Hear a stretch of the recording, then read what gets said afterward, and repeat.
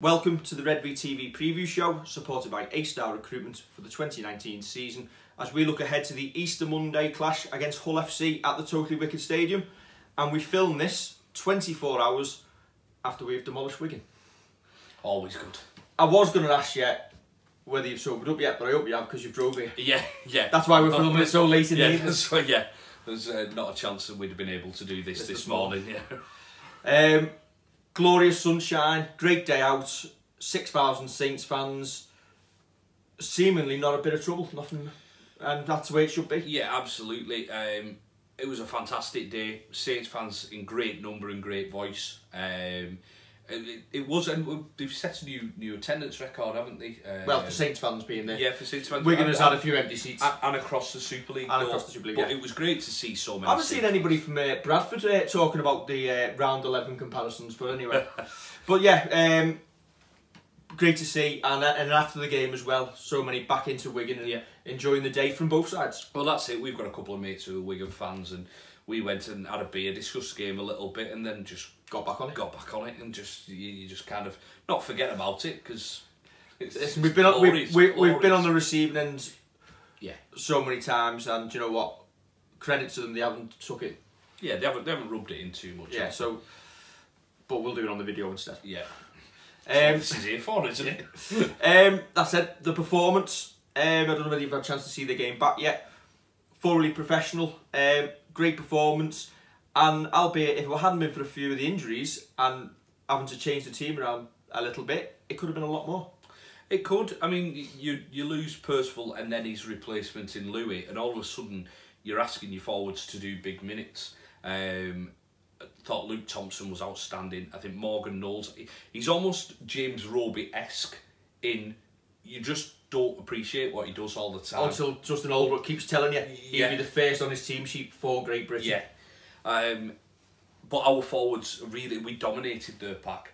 I've seen a stat, I think it's from Bilko, you've mentioned in the past, that Wigan's top metre maker in their forwards made about 70 odd metres. And our top metre maker was 160, 170. That's where Wigan have got killed in that. But yet we've had to reshuffle. Dom Peru as well, stepping in at left centre. And do you know what? Dom Peru, he has played a little bit of centre for us in the past, but essentially in the game he was third choice centre. And Regan Grace, despite having 3 different partners, has still scored a hat-trick. Yeah, lovely ball off him, because he's got an assist as well, hasn't he? So a lovely ball off him in that second half. You know what? It's great to see Regan Grace backing himself. Holbrook said he will get quicker. I don't know if we've already seen that in the first 10 weeks of Super League. Seeing him just kind of pinning his ears back and going. Yeah, I think the confidence is now there, isn't it? But equally, on the other side of the field, the partnership between Kevin Nagama and Tommy Makinson seems to be flourishing a little bit. Tommy, we're going in for another one. Yeah. And also, I believe Tommy Makinson is now the top meter maker in Super League. Well, Tommy always puts his hand up for work, doesn't he? He always will come inside and look for work. It's just credit to him, that's why he's the Golden Boot winner. Yeah, and when the chances have come for him, he's inevitably gone in that corner as well. That said, the game did come at a cost. The injuries to Mark Percival, his hamstring, probably going to keep him out for a good few weeks. The same with Louis, with knee ligament damage. Justin Holbrook probably was going to make changes for Monday anyway with the rotation due to obviously the close turnaround in the games. He probably didn't expect to be able to make so many or potentially personnel changes or positional changes in the game. Yeah, that's it. I mean, Jack Wellsby, Joe Batchelor, Jack Ashworth and Adam Swift have all come into the squad. And you can see like Zeb Tyre kind of having a bit of a rest. I mean, he's still younger than me, but he is one of the elder statesmen of the squad. How bad's that when we're talking about elder statesmen? I know, you can't back it up and they're younger than us. Don't be fooled by our baby faces. Baby faces, babies. I could almost see, because Holbrook alluded to it in his comments about James Roby. He said James Roby was a bit crook during the week, so that's why they went with Aaron Smith. It wouldn't surprise me if they didn't give Roby the week off as well. I personally think they'll go with Smith for the majority, 60 minutes, and give Roby the 20th bench, or leave him on the bench and have him coming off if needed. Yeah. As for the centre position, well, there's plenty of options, isn't there? You could put Jack Wellsby straight in. Yeah. He's played there early. Was it Hull KR at home? Or yeah. That had to get changed up. Yeah, so he played centre in that game. Or you could leave Dom Peru there. Yep. And bring one of the second rowers in, Bachelor, potentially to start where Peru would have been. Or you could even go complete curveball, as somebody posted, I think it was Webbo on the Redvee forum. Move Tommy Makinson over, play him at centre inside Grace, and put Swift on the right wing. Yeah. It's good to have so many decent options in the squad. It certainly is. In fact, I'm going to give you the stat of the day almost.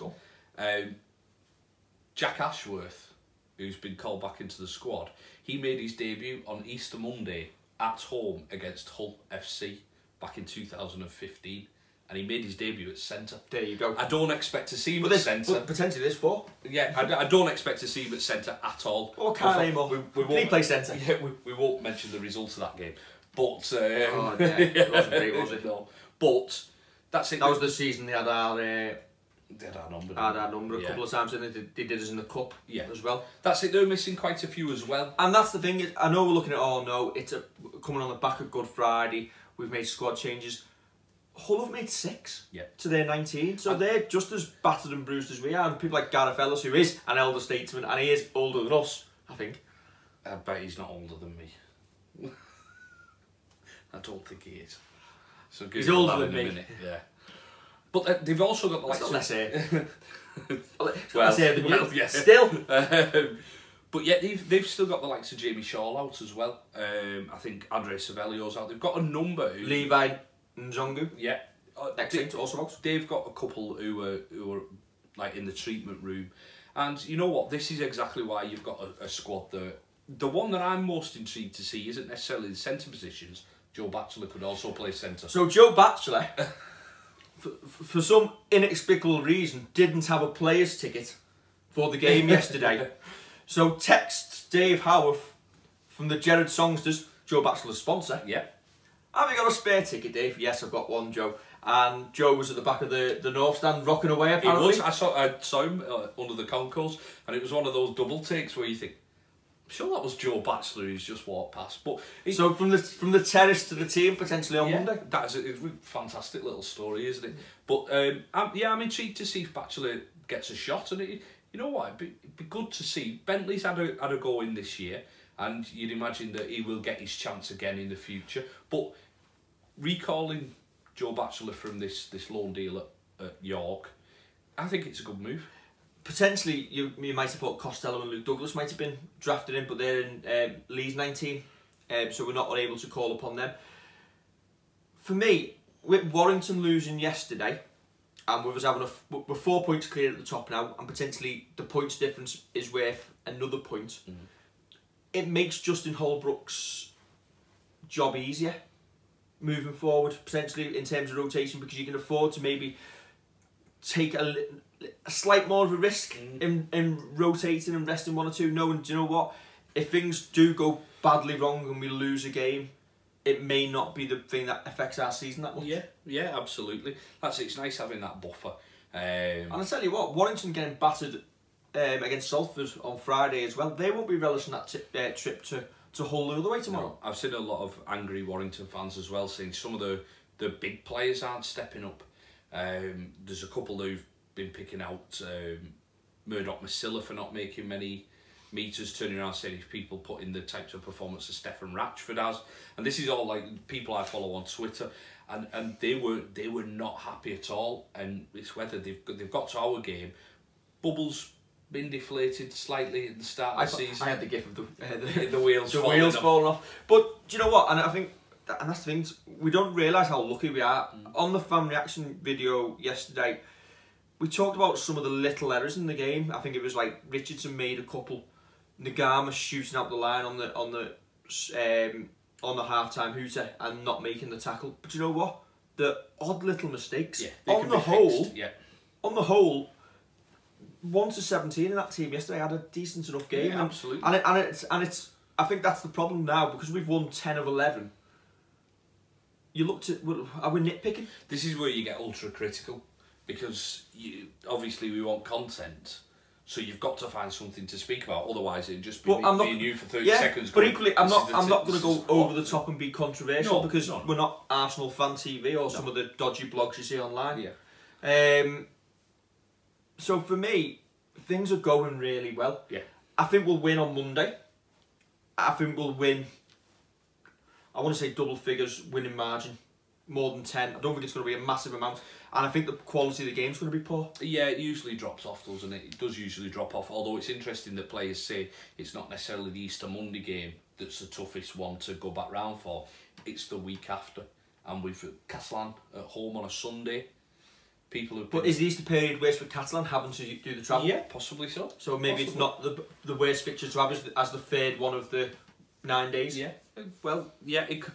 Well, that remains to be seen, but I'll tell you that a week on Sunday. Yeah.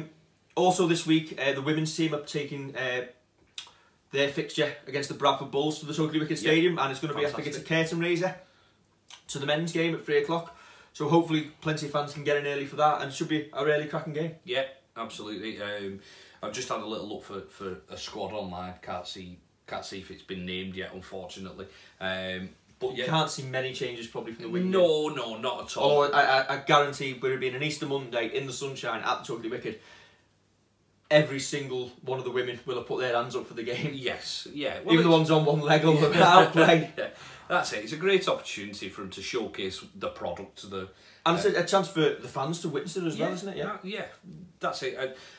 If they're going to be based there and at Ruskin or wherever they're going to be based most of the time this year, get yourself down there. It's nice. It's affordable. It's accessible.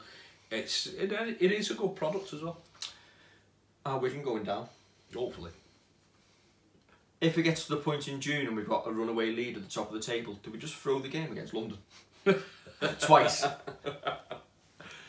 I think London will have their own... Sorry lads, we're playing on a plastic-type pitch, artificial pitch. We're going to rest 10 of you. We worry about your knees. Yeah. Because I tell you what, looking at the Wigan's fixtures, they're away. They've got like 5 or 6 away games on the bounce because of obviously being tenants getting kicked out while they recede the pitch. So if Wigan don't start winning soon, they could be in danger. And it's alright saying bring players in, but well, they can't afford to because if they break the salary cap, they'll get a points deduction. Yeah. So they can't use that 2006 tactic. No. Well, that's it. They're in a tough spot. They are in a tough spot. Plenty of injuries, and do you know what? We'll expect them to pick up some points. Yeah, of course we will. But hopefully London will pick up a few more. Yeah. I like London. I like it once we drove down there.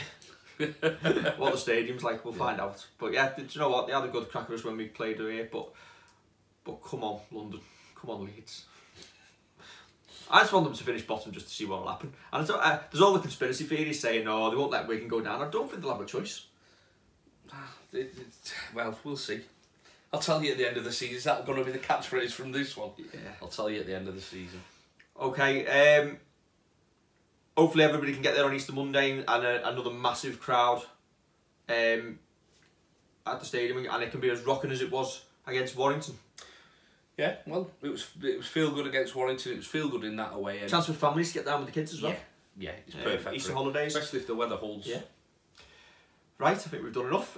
Don't forget to like, share, and subscribe. Subscribe on the YouTube, share on the Twitter, share on the Facebook, and let us know your comments either on the social media or at you below us on the YouTube video. Yeah, that's about it. It's a terrible ending, isn't it? Ah well, it's an ending. See you Monday.